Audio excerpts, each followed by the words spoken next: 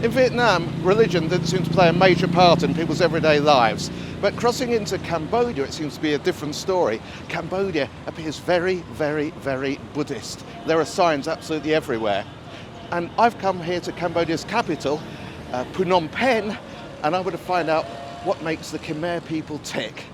And I'll start by following these monks. Each morning at about the same time, the monks set off to walk the streets. They stop outside houses, they stop outside shops and schools asking for contributions. Now, not everybody donates. They don't look very happy now. But many do put gifts in the collecting bowls. This lady's actually doing all three. And in return, those who donate receive a blessing.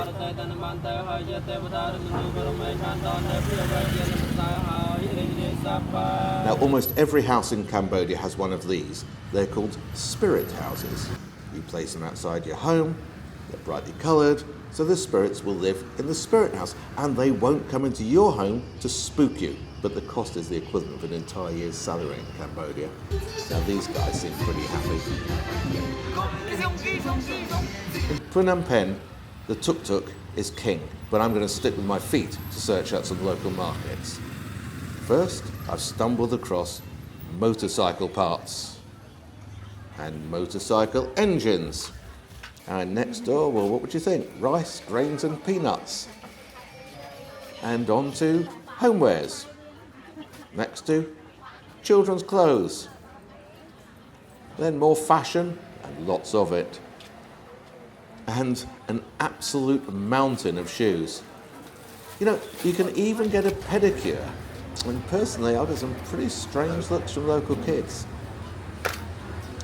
There's bread, there's dried fish, everything you could want, even eggs. And there's stall after stall of vegetables, all produced locally. In fact, agriculture is the main source of income for many Cambodians. And then there's the fish, and boy, there are fish. But also crabs and prawns, and there are things from the sea that I couldn't even recognise. And it's all really fresh. These fish actually are still moving. Yuck. And the meat counters are very in your face too, literally. And I'm not sure about the food hygiene. Although actually, not got ill. Yet. Another quick blessing from the monks, and I'm off again. Well, Phnom Penh doesn't have a metro line, although it's rumoured the city's first is opening later this year. But there's allegedly a fantastic bus service. But as this is the first one I've seen all day, I've really got my doubts. Street food vendors are everywhere, and high on the bestseller list is this: sun-dried clams. They come in many flavours. Then there's the steamed eggs, two varieties, and the steamed snails. I guess a throwback to the French. And these eggs look like they're starting to leak. Well, they're actually fertilised eggs, and each is developing an embryo. Yuck again. Now, here's one to try at home. Get a big bowl of bits of pig, skewer them, hold over extremely high gas, turn now and again, watch the pig's bits change colour, and when they're nice and black, just throw the skewers into a tub of cold water. Now, this must be the longest wall in town, and behind it is the magnificent royal palace.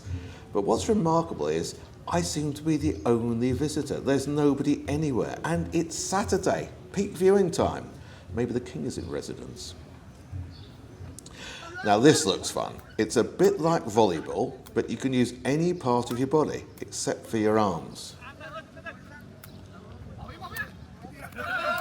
And this is makruk, or Cambodian chess. It's amazing what you see on the street. And as it comes to a close, now I want to reflect on my day. I've seen and learnt so much about this wonderful city in such a very short period of time. But I can't really visit Cambodia without mentioning some of the more sombre sides to the recent history of Cambodia. In the 1970s, Pol Pot's regime, the Khmer Rouge, murdered almost half the population of the entire country. That's around 3 million people. And earlier today, I visited this place. It used to be a school, and children used to play happily together. Then in 1975 it became security prison S21, and it was here the Khmer Rouge imprisoned and tortured some 20,000 people. Visiting was a truly grim experience. There were 12 known survivors, and 5 of them were children, and today I had the honour of meeting one, Nong Chan Pal. He was rescued, together with his brother, by the Red Cross when he was just 9 years old. But even today, many in Cambodia still face abuse, particularly the young. Now here, what looks like a normal bar by day turns into something very different at night, and it's driven by a steady stream of sex tourists visiting Cambodia. But just last month, the government vowed to really come down on human trafficking, and when they do and they clean that up, the Khmer people will be able to prosper under what's actually a pretty flourishing economy. And good luck to them, because it's been a wonderful, vibrant city, full of life, full of energy, and thank you.